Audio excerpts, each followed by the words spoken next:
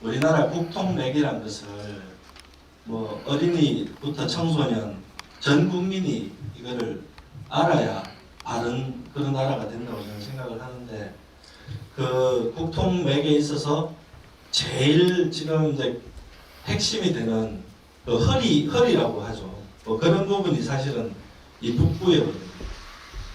그러니까 고구려 백제신라 이쪽 역사는 지금 뭐 삼국 사기, 삼국 유사 이렇게 보면 어느 정도 뭐 큰 틀은 나와 있잖아요.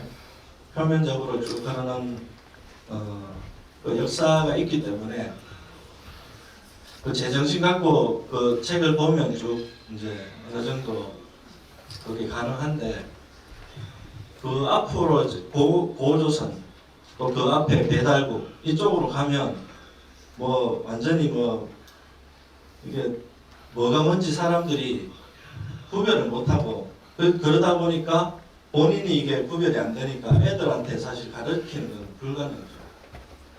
그러니까 애들한테 야 이런저런 설이 있다더라, 신화라더라, 또 이게 뭐 진짜 있었다더라, 근데 너희들은 어떻게 생각하니? 저는 이게 굉장히 잘못됐다고 생각합니다. 물론 뭐 서양식 교육이라는 것이 애들한테 어른들이 배울 게 있다 이런 식으로 막 이야기를 하는데, 뭐 물론 그럴 수가 있죠. 순수하고 애들이. 그렇지만 우리 문화의 유구한 이 전통과 거기에 면면이 흘러 내려오는 정신을 당연히 윗사람들이 어린이들한테 교육을 해줘야지, 이거를 도외시하고 이거를 제대로 못한다는 것은 큰 잘못이거든요. 제대로 안 가르쳐 놓고 뭐 애들이 뭐 버릇이 없다는 둥, 그러니까 효도를 한다든지 이게 다 국가에 충성하고 효도하고 이런 것들이 교육을 통해서 사상이 들어가 줘야 되는데, 지금 너무 사실은 이제 자유분방하게 키우고 있죠. 네 꿈을 펼쳐라 이런 식으로 다 되다 보니까 그 꿈이 뭔데? 그러면 이게 뭐 자본주의니 뭐 애들이 요새 제일 하고 싶어하는 게 유튜브 크리에이터잖아요. 그거 왜 하고 싶은데? 재미있고 또 그걸 통해서 돈도 많이 번다고 하니까 하고 싶다. 이게 저는 어떤 국가 간의 입장에서 굉장히 이제 좀 부족한 점이 많다 그런 생각을 하고요. 왜 역사를 알아야 하는가? 뭐 여러 가지로 대답을 할 수가 있는데 왜 역사를 과연 알아야 하는가? 저는 한 10년 정도 전에 뭐 다들 아시죠? 이덕일 박사인데요. 한 2년 전쯤에 이제 저희 대한사랑 사무실 와서 특강을 했어요. 그런데 이분이 2011년에 라디오에 출연했어요. 그때 이제 손석희의 시선집중이라고 아침마다 이렇게 라디오 방송한 게 있었거든요. 근데 그때 이제 역사 인물에 대해서 쭉 이야기를 하다가 이제 프로그램 끝날 무렵에 손석희 아나운서가 이렇게 이제 질문을 했죠. 다른 책을 어떤 걸 이제 쓰려고 하십니까? 이렇게 하니까 이들끼리 이제 저한테 써달라고 하는 분들이 굉장히 많죠.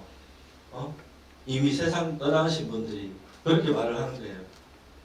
그러니까 자기가 이렇게 역사책을 쭉 보면 나는 억울하다, 내 이야기가 잘못 알려져 있다, 이런 그 호소를 하는 사람들이 그렇게 많다는 거예요. 그러니까 이분은 이제 책을 쓰면 좀 뭐라나요?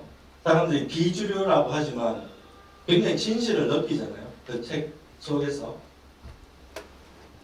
그러니까 뭐 어떤 사람이든 자기에 대해서 이렇게 잘못 사람들이 알아주고 누명을 썼다든지 뭐 그럴 때 얼마나 답답하고 원통합니까? 근데 이 역사의 인물들 중에 그런 사람들이 없을까요? 특히 이 원한, 한이 우리 국민의 정서라고 하는데 이 대한민국의 조상들이 그런 분들이 없을까요? 우리가 이거를 알아주지 않으면 중국에서 일본에서 찾아줄까요?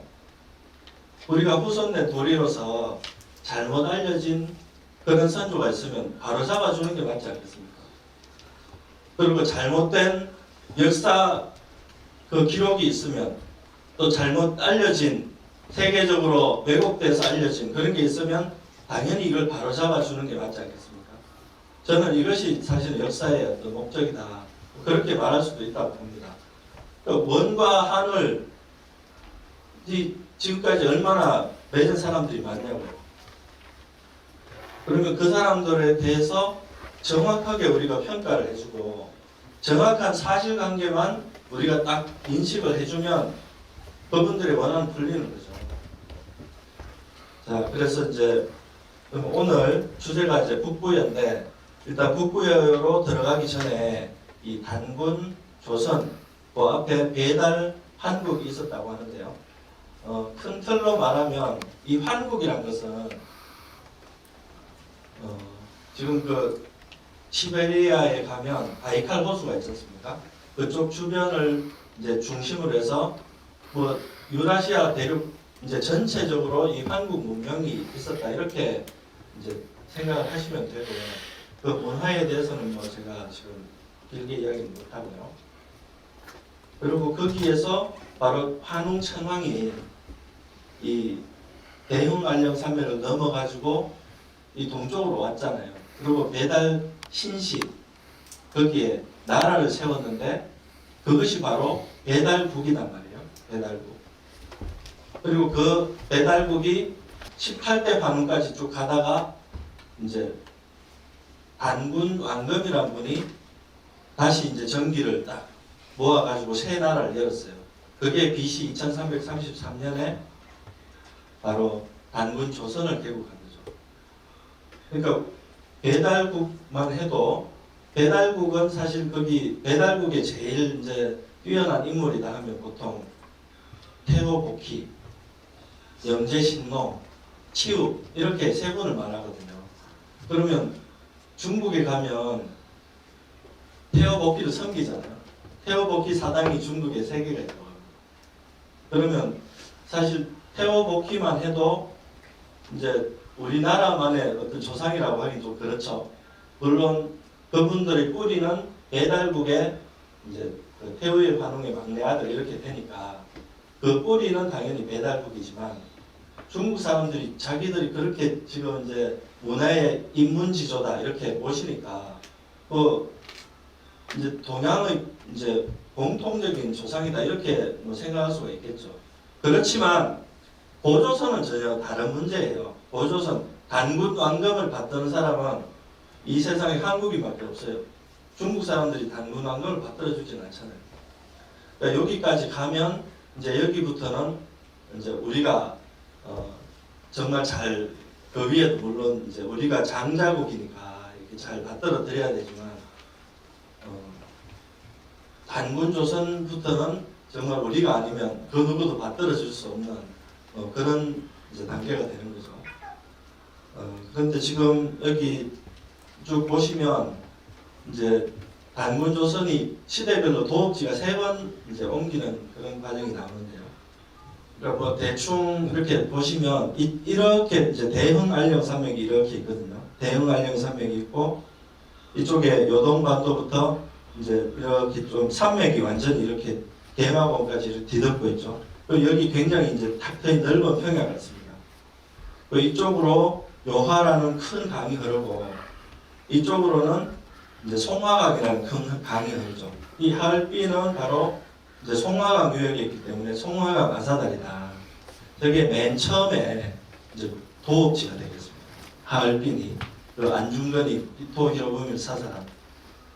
그 다음에 이제 21대를 그 단군 안건부터 소태단군 21대까지 바로 하얼빈에서 도읍을 하고 그 다음에 장춘으로 색불루 단군이라는 그 22대 단군이 도읍을 옮기게 됩니다. 그래서 장춘에서 쭉 이제 백악산 아사달이라고 하죠. 쭉 이렇게 이제 43대까지 뭐 딱 그렇게 맞춰서 약속한 것처럼 그렇게 했는데 43대까지 백악산 아사달에 있다가 장단경 아사달로 이제 44세 구물 단군이 이제 옮기게 됩니다. 저는 이제 역사적 과정이 있다는 거고요. 그 2000년이 넘는 기간이기 때문에 저게 뭐 전혀 이상할 게 없죠, 사실은. 그 장구한 기간 동안 뭐 저만큼 옮겼다는 게 왜 이제 그 기록에 명확하게 남아 있으니까 뭐 요 과정들은 사실 이제 1왕조, 2왕조, 3왕조를 그 환단곡이 단군 세기에 보면 그 자세한 그 세기거든요. 말 그대로 1세에 몇 년에 무슨 일이 있었고 이야기가 쭉 나와요. 그 부분들을 잘 살펴보면 그 역사를 바로잡을 수가 있다.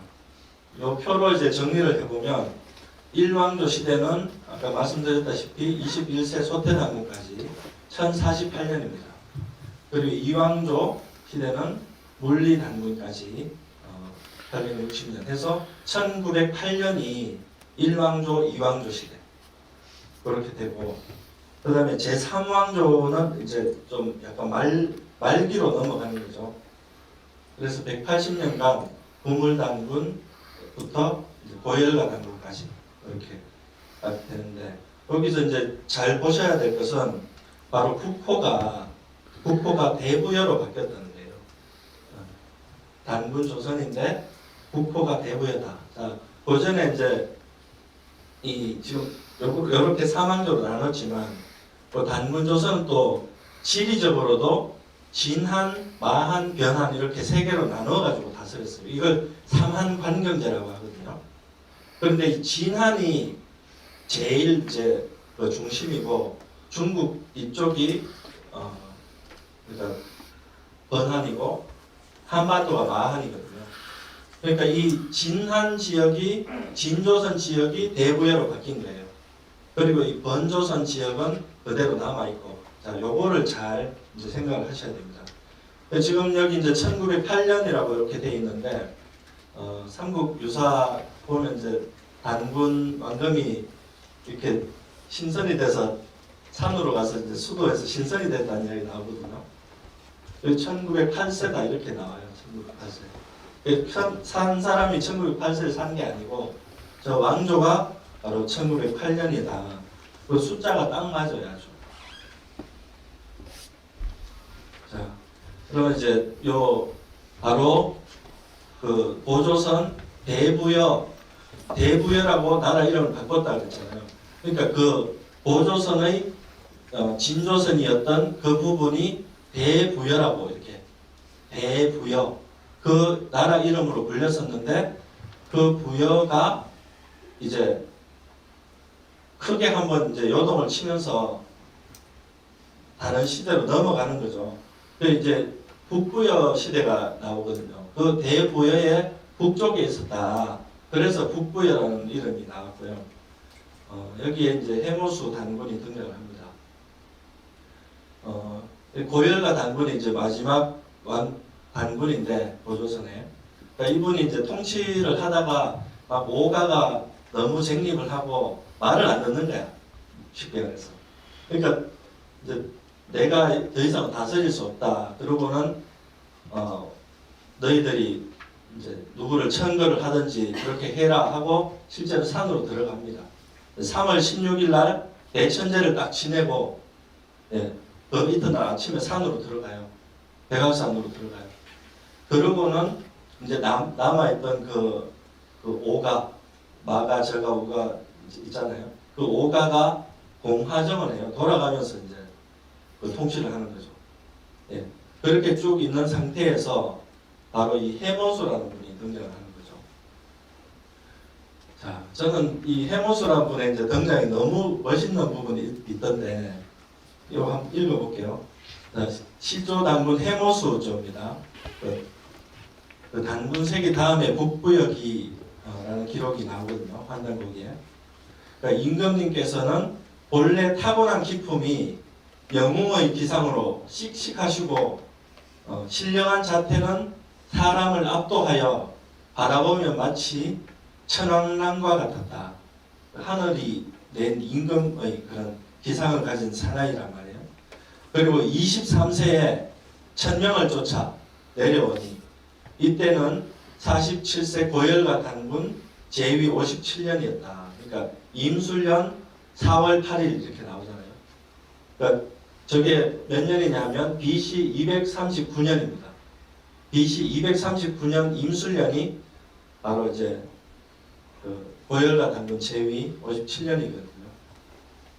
그다음에 저 4월 8일도 좀 유심히 보셔야 돼요. 4월 8일이 요새 보통 4월 초파일 이렇게 뭐 설가모니 부처님 탄신일 이렇게만 알고 있는데 사실은 불교가 들어오기 전부터 4월 8일은 우리 민족의 기념일이었어요. 무슨 기념일이냐? 바로 해모수 단군이 출세한 날이에요. 옹심산에서 기도를 한 날이 바로 4월 8일이에요. 무속인들 중에 해모수 천간 기념일 해가지고 이렇게 제사 지내는 그런 것도 한번 찾아보시면 있습니다. 그리고 하나 재밌는 거는 석가모니의 탄신일을 4월 8일로 그 전 세계에서 다 지내냐? 아니에요.